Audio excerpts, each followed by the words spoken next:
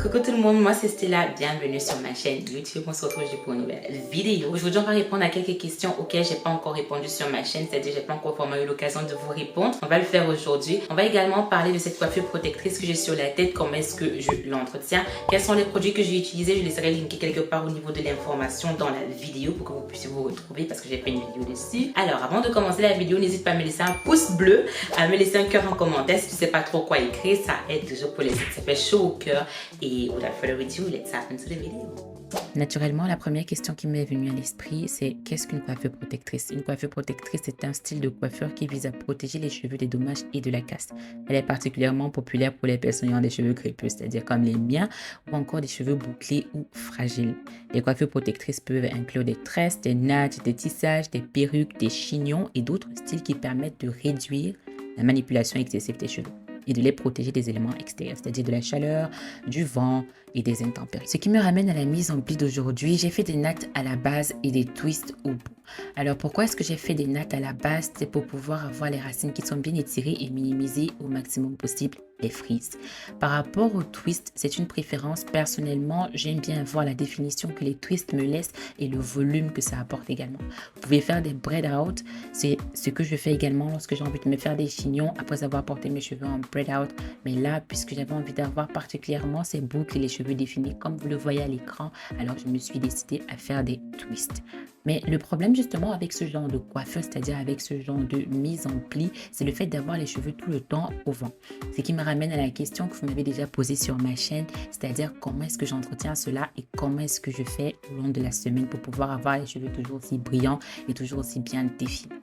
Il faut noter que j'hydrate mes cheveux tous les soirs avant de partir me coucher. Je vous montrerai ça à la fin de la vidéo pour pouvoir vous aider à garder vos mises en pli le plus longtemps possible. Au risque de me répéter, hydrater les cheveux, ça ne se fait pas avec une huile ou encore avec un beurre. C'est-à-dire qu'il faut apporter une crème sur la fibre capillaire qui sera composée d'eau pour pouvoir démêler les cheveux, les rendre plus malléables. Et cette hydratation que vous aurez apportée, vous allez la sceller avec une huile ou encore avec un beurre. Alors, concernant justement la préférence entre le beurre et l'huile, tout dépend de vos cheveux. Il n'y a pas une huile ou alors un beurre miracle.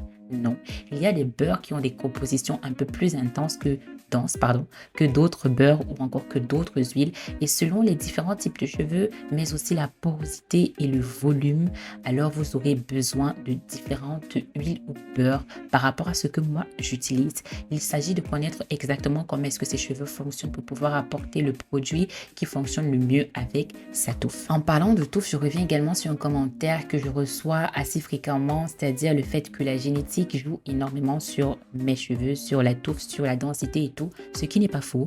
Mais si on n'entretient pas les cheveux, alors ils ne peuvent pas vraiment pousser ou alors fleurir comme vous le voyez là. C'est-à-dire que certes, je bénéficie déjà de très très bons gènes, merci maman, merci à mes parents, mais c'est le fait de les entretenir, c'est le fait d'apporter autant de soins sur mes cheveux qui favorise la pousse et qui favorise une densité aussi magnifique. On va dire ça comme ça. Si vous avez des difficultés à avoir des cheveux qui sont brillants ou encore à avoir des cheveux qui ne font pas de nœuds, c'est-à-dire bref, vous avez des soucis avec l'aspect en général de vos cheveux, je vous conseille de regarder ce que vous mettez dans votre assiette parce que c'est un facteur que l'on néglige très très souvent. Pourtant, c'est le facteur le plus important. Ce que vous mettez dans votre corps sera reflété sur votre peau, sur vos ongles et sur vos cheveux. Néanmoins, concernant les nœuds, vous pouvez adopter des gestes au quotidien qui vont vous aider à réduire les nœuds ou la formation des nœuds sur vos cheveux ou dans vos cheveux.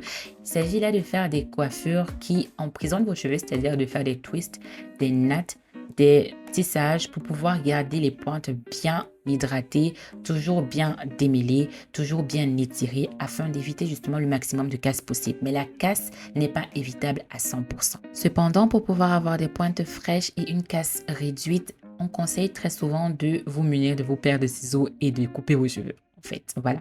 Mais c'est quelque chose qui varie d'une personne à une autre. C'est comme vous le sentez. Si vous vous rendez compte que c'est vraiment grave, c'est-à-dire que vous avez essayé d'utiliser des solutions entre guillemets miracles ou encore vous avez fait des soins et vous vous rendez compte que au lieu d'avoir des pointes qui s'assainissent, vous avez des pointes qui sont beaucoup plus sèches, vous avez des pointes très très cassantes, très fourchues, difficiles à démêler et que vos cheveux s'arrachent. Alors je vous conseille vraiment de prendre une paire de ciseaux et de couper ce qui est nécessaire et ce qui doit être coupé. Oui. Concernant l'entretien de cette coiffure, si vous voyez par exemple là que j'ai pas apporté d'hydratation, c'est-à-dire que j'ai pas utilisé de crème ni d'huile comme je vous ai dit au début de la vidéo, là c'est parce que je venais juste de faire la coiffure et que je voulais juste vous montrer comment est-ce que je les entretiens, enfin comment est-ce que je les arrête avant de passer au lit. Mais c'est clair que une fois que j'ai passé toute une journée avec les cheveux comme ça au vent, pour pouvoir avoir une hydratation parfaite le matin quand je vais me lever et avoir des cheveux qui rebondissent, avoir des boucles vraiment très très brillantes et bouncy. Ce que je fais, c'est appliquer mon leave-in conditioner et ensuite je scelle l'hydratation avec une huile. Là, avant de terminer la vidéo, ce que je vais faire, c'est répondre à un quiz assez rapidement, des questions que vous m'avez déjà posées sur ma chaîne. Alors, quel est mon secret? J'ai pas de secret. Est-ce que le clou de girofle est un produit miracle? Non, pas du tout. Quelle est ma routine? Je vous laisserai une vidéo linkée quelque part au niveau de la vidéo ou encore en barre d'infos. Est-ce que l'huile d'olive est meilleure que l'huile de nigel? Il n'y a pas de réponse absolue à cette question-là. Ça dépend des cheveux de tout un chacun. Est-ce que je porte toujours mes cheveux en chignon comme vous le voyez à la vidéo? Non, pas du tout. C'est vrai que je me tresse très très rarement parce que je n'ai pas quelqu'un qui va me faire les cheveux tout le temps à la maison. Il est difficile pour moi de me coiffer toute seule parce que je ne sais pas très très bien coiffer. Voilà, je pense que c'était tout. Je reviendrai avec notre vidéo sur le sujet plus tard. Bisous! Alors la vidéo est terminée, j'espère qu'elle t'aura plu. N'hésite pas à me laisser ton avis en commentaire concernant toutes les informations que j'ai données dans cette vidéo-ci. À me laisser un cœur si tu ne sais pas trop quoi écrire en commentaire, ça aide pour les stats. À me laisser un pouce bleu parce que ça aide pour le référencement et ça fait